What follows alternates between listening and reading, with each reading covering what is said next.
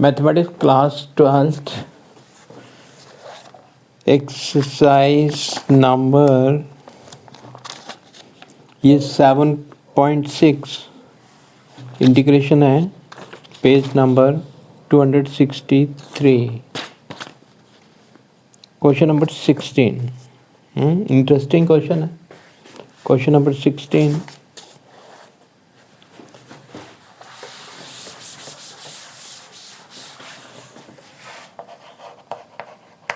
Integrate EX sin x plus cos x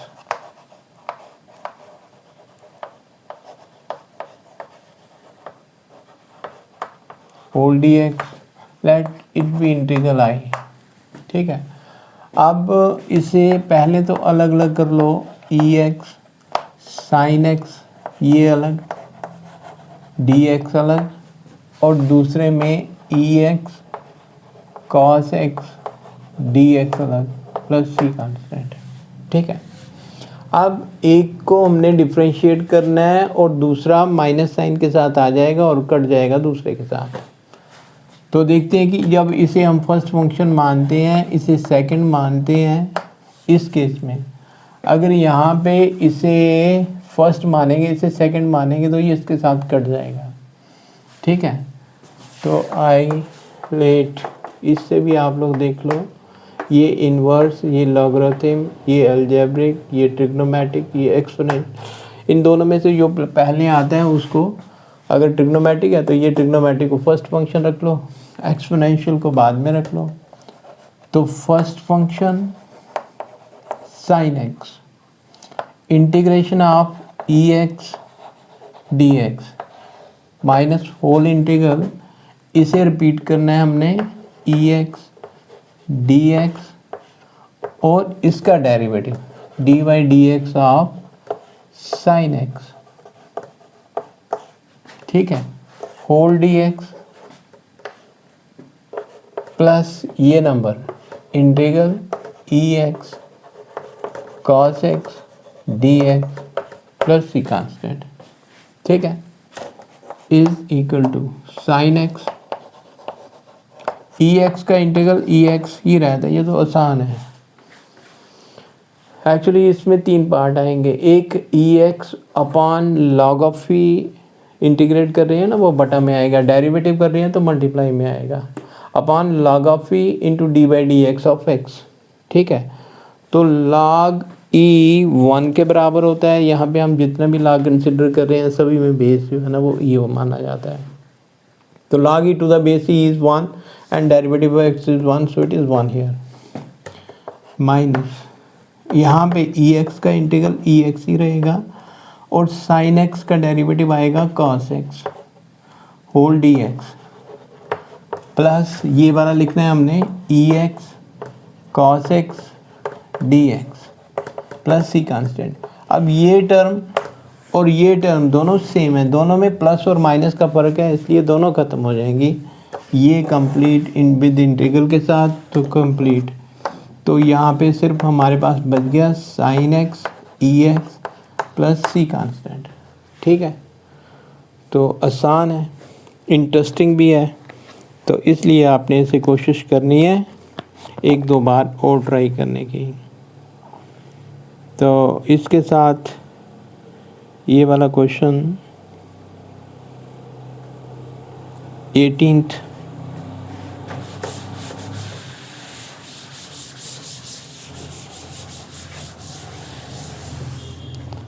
चलो यही कर देते हैं पहले 17 या पहले 17 बाद में 18 integral EX bracket 1 plus sine x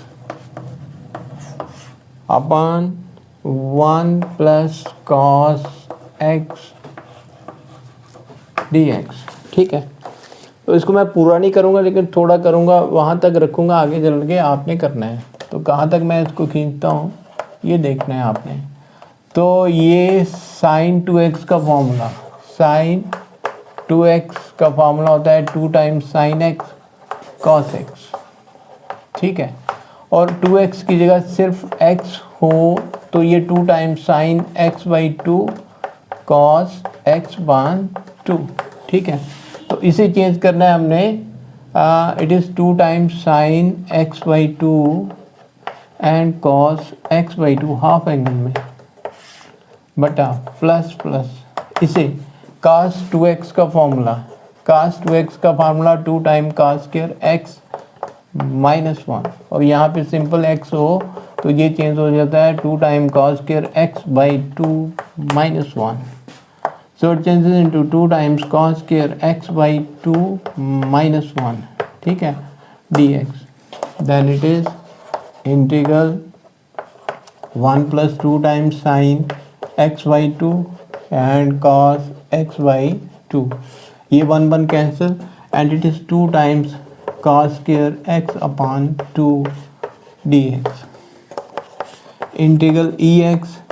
अब इसे इसे लिख सकते हैं 1/2 cos स्क्वायर x/2 प्लस इसे लिखना है हमने 2 times sine x/2 and cos x/2। अभी हम इसे सिंप्लीफाई ही कर रहे हैं क्लास 11th में जाके, ठीक है, ये पार्ट क्लास 11th का है।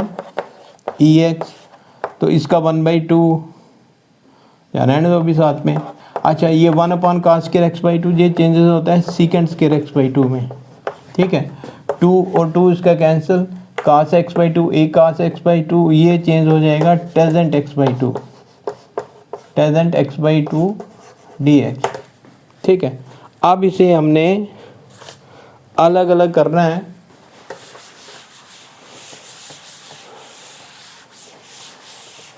ये अभी हम 10th उसका क्लास 11th का ही कर रहे हैं इंटीग्रेशन का, यहाँ 10th में नहीं था 2x वाले।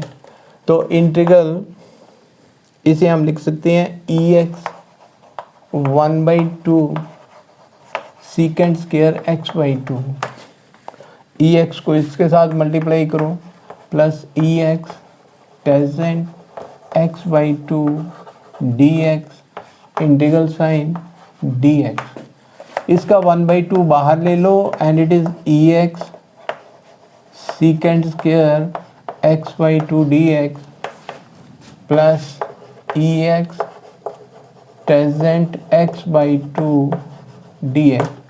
अब इसे डिफ्रेंशिएट कर लो, ठीक है, इसे फर्स्ट फंक्शन मान लो, इसे सेकंड मान लो, क्योंकि टेजेंट x का डेरिवेटिव सीकेंड स्क्वायर आता है, यहाँ पे भी सीकेंड स्क्वायर है, वो आपस में दोनों कैंसिल हो जाएंगे, ठीक है। तो इसको इस स्टेप से, ये तो हमने वैसे ही लिखना है, इस स्टेप से कर देता हूँ। First function tangent x/2, ex का इंटीग्रल ex ही रहता है, ex का इंटीग्रल ex ही रहता है, इसका tangent derivative secant square x/2 into इसका डेरिवेटिव 1/2 x का derivative 1 whole dx plus c constant, ठीक है।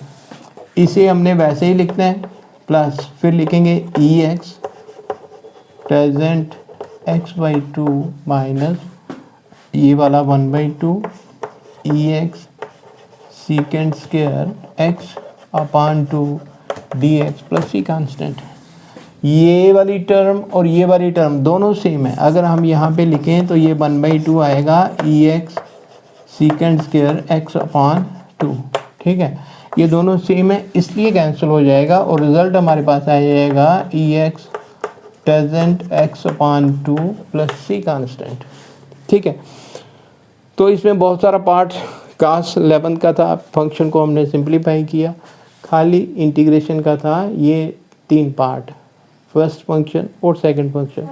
फर्स्ट पार्ट को हमने इंटीग्रेट नहीं किया, सिर्फ इसे इंटीग्रेट किया और ये 2 पार्ट में आगे डिवाइड हो गया, ठीक है। तो ये वाला पार्ट और पहला वाला पार्ट आपस में कैंसिल हो गए क्योंकि प्लस माइनस साइन का फ़र्क था, सिर्फ हमारे पास यही रिज़ल्ट बचा ex टेजेंट x/2। तो ये 2 क्वेश्चन किए आप बच्चों के लिए, उम्मीद करता हूँ कि आप बच्चों के समझ में आए होंगे। Thank you.